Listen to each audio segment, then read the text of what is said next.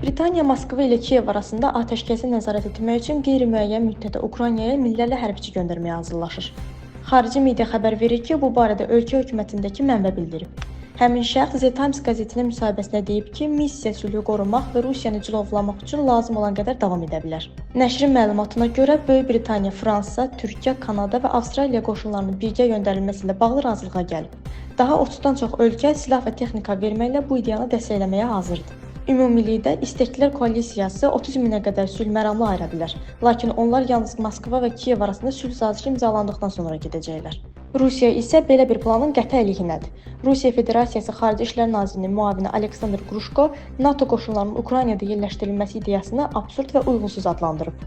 O, silahlı qüvvələrin mövcudluğunun onları münaqişənin tərəfinə çevirəcəyini vurğulayıb və bunun əvəzinə atəşkəsi nəzarət etmək üçün yalnız silahsız müşahidəçilərin göndərilməsini təklif edib.